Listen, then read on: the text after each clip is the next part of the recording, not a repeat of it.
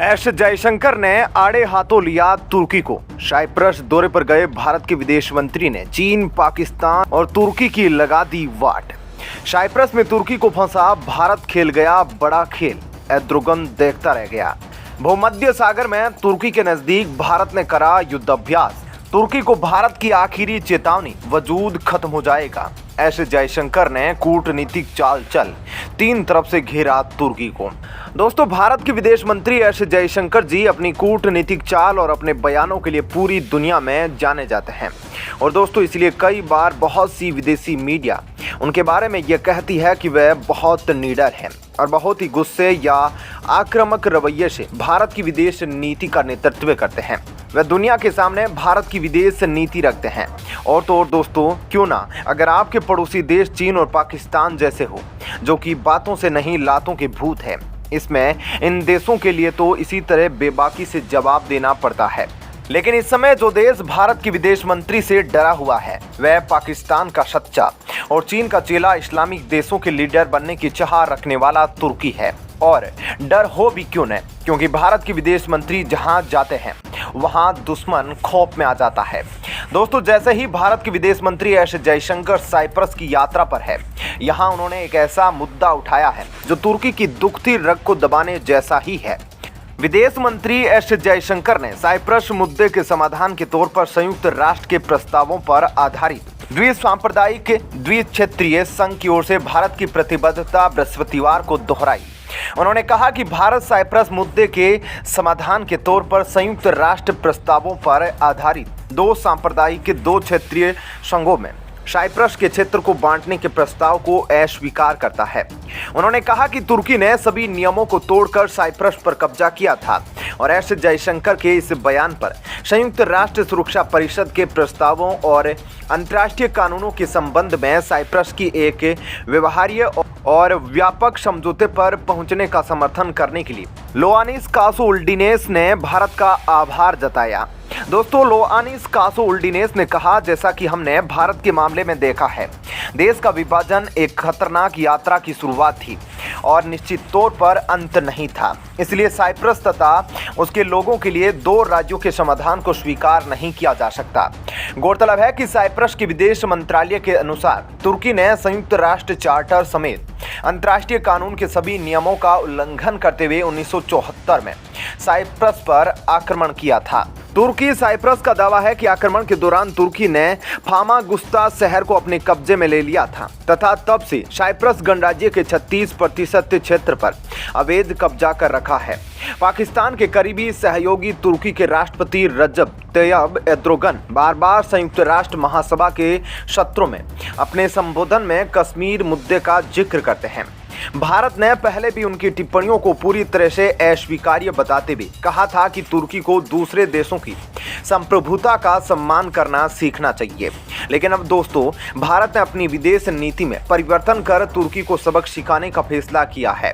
दोस्तों, दोनों नेताओं ने रक्षा और सैन्य सहयोग पर एक समझौते ज्ञापन समेत 3 समझौतों पर हस्ताक्षर किए। जयशंकर की यह यात्रा ऐसे समय पर हुई जब दोनों देशों के बीच कूटनीतिक संबंधों के 60 साल पूरे हो गए हैं। दोनों विदेश मंत्रियों ने रक्षा तथा सैन्य सहयोग को लेकर एक समझौते पर हस्ताक्षर किए। साथ ही आवर्जन और गतिशीलता पर आशय पत्र के साथ ही साइप्रस के अंतर्राष्ट्रीय और शोर गठबंधन में शामिल होने पर समझौते पर हस्ताक्षर किए गए।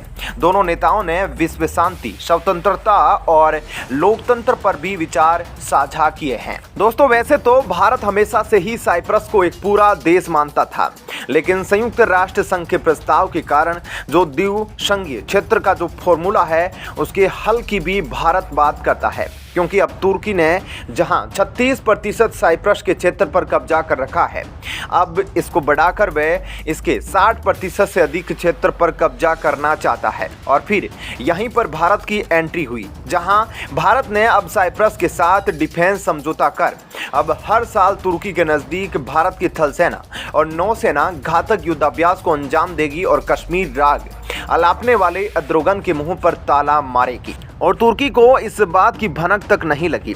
तुर्की तो अभी सिर्फ पाकिस्तान का साथ दे रहा है, बल्कि भारत ने तो साइप्रस के साथ तुर्की का सबसे बड़ा दुश्मन और उसका पड़ोसी, जिसके साथ तुर्की का कुछ द्वीपों को लेकर विवाद है, उसके साथ भी भारत ने हाल ही में तुर्की की जल सीमा के नजदीक ही भयंकर युद्धाभ्यास किया।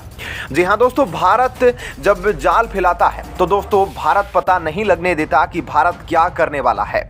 भारत के विदेश मंत्री एस जयशंकर जी के साइप्रस दौरे से पहले भारत ने तुर्की के नजदीक ही युद्धाभ्यास किया और तुर्की बस बेबस बनकर भारत को देखता रह गया, जहां भारत ने यह साबित कर दिया कि तुर्की से भारत की दूरी बहुत दूर नहीं है, बहुत ज्यादा दूर नहीं है। जी हाँ दोस्तों, इस्लाम के नाम पर पाकिस्तान और तुर्की के मजबूत होते संबंधों से पूरी दुनिया परेशान है।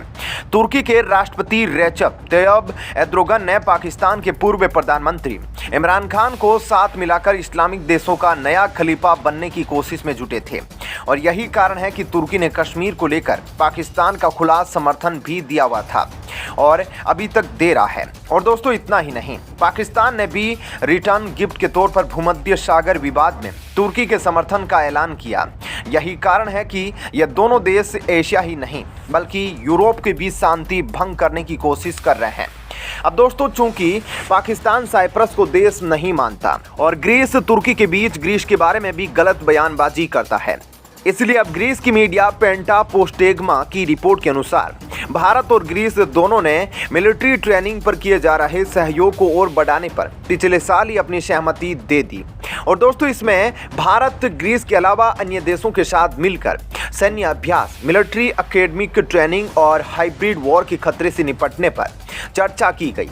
और दोस्तों इसी का अंजाम हुआ अभी पिछले ही महीने नवंबर महीने के अंत में भूमध्य सागर के नजदीक तुर्की की जल सीमा से बिल्कुल करीब भारत की थल सेना और नौसेना ने ग्रीस द्वारा आयोजित मेडुसा युद्धाभ्यास में भाग लिया, पहली बार भाग लिया। और दोस्तों ये देख तुर्की भी चौंक गया था क्योंकि उसको इस बात की भनक ही नहीं थी कि भारत इसमें शामिल होगा। दोस्तों इस युद्धाभ्यास में ग्रीस समेत अमेरिका, फ्रांस, भारत, जर्मनी, मिस्र, Jordan, Serbia, UAE, Bahrain, Romania, Morocco, Cyprus ने भाग लिया। और इस युद्धाभ्यास से भारत ने तुर्की को सीधा जवाब दिया कि भारत के आंतरिक मामलों में घुसने की कोशिश न करे, वरना तुर्की को इसका अंजाम भुगतना पड़ेगा। दोस्तों अब हालत यह हो गई है कि बैक टू बैक जिस तरह भारत ने ग्रीस के साथ युद्धाभ्यास और अगले ही महीने साइप्रस के साथ अब मिलिट्री पैक्ट पर साइन किए हैं, उसको देख अब तुर्की भी भारत से डर रहा है।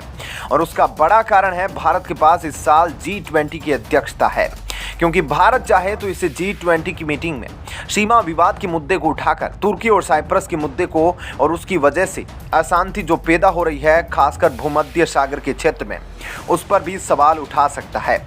लेकिन दोस्तों अब तुर्की जान गया है कि साइप्रस, ग्रीस और भारत की यह त्रिमूर्ति उसके गले में फंसी हुई हड्डी बन चुकी है, जो न तो उसे जीने देगी न मरने, बस तड़पा कर उसका जीना हराम कर देगी।